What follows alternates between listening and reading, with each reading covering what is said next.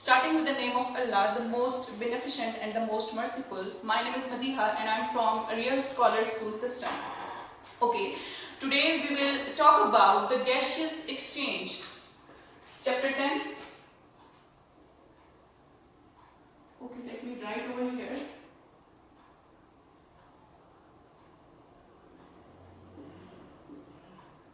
Okay, dear students, let me go through some sort of questioning regarding gaseous exchange. So what is gaseous exchange? The first W will solve the question that what is gaseous exchange. Basically, it is the exchange of gases. It may be oxygen, carbon dioxide, in some microbes it may be methane, it may be sulfide, nitrate, nitrite, nitrogen. Multiple gases are there which have been transported in and out of the body in the gaseous exchange. Okay, so next question is, where does this gaseous exchange is occurring? So this gaseous exchange occurs in organisms like animals, plants, or microbial organisms or microbes. Okay, and all the living organisms. Okay, here a smaller discrimination can be achieved. Smaller discrimination is that some of the organisms are aerobic organisms and some are anaerobics. So what is the difference between aerobic organism and anaerobic organism? Okay, the only difference between both of them is the difference of oxygen. So the organism which respire with the help of this gas will be termed as aerobic organisms, just like animals or plants and some microbes. The organism which don't have to need this oxygen gas are termed as anaerobic organisms. Some microorganisms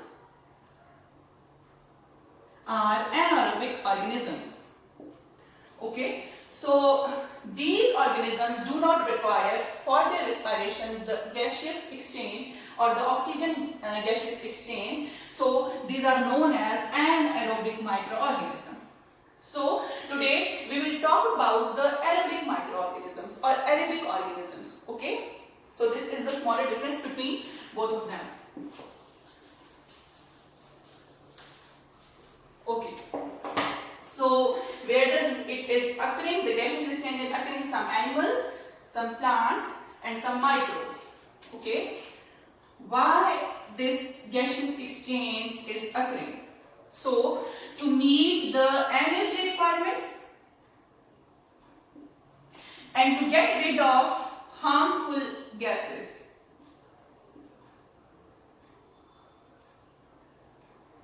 So two applications are there.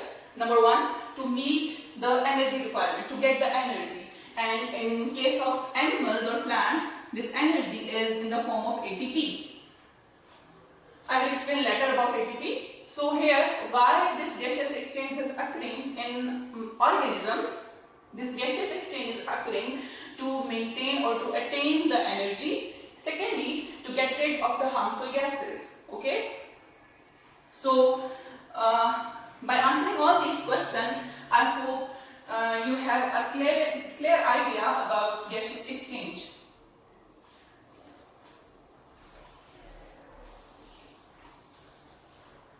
A term is generally used in the gaseous exchange. This term is respiration. Okay, starting from breathing, ultimately lead to cellular respiration. Okay, so just have a difference between both of them, then we will talk about the ATP. So first of all, we will come across the definition of both of them. So what is breathing? It's basically the inhaling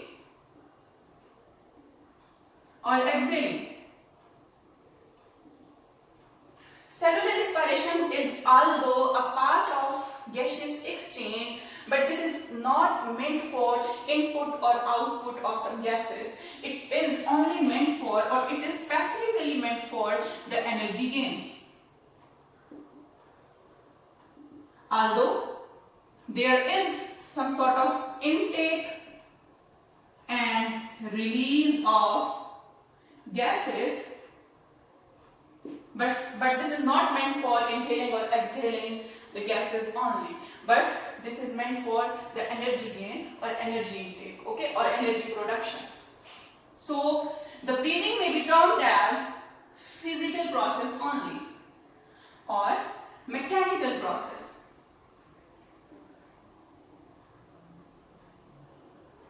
Alright? But the cellular respiration may be termed as biochemical process or biochemical process or mechanical process. So cellular respiration will be the sum of both these processes, biochemical process, which mean with the help of life there will be multiple chemical reactions which lead to the ultimate energy known as ATP. Okay? This breathing is the process which requires energy. And you may know that this energy must be in the form of ATP. The cellular respiration is only for the production of energy. There may be some sort of energy consumption in the form of ATP in the mitochondria, but over here this is only meant for production of energy in the form of ATP. This was all about the difference between breathing and cellular respiration. Okay. In the next session, we will explain the cellular respiration and its relation with energy or ATP. Thank you.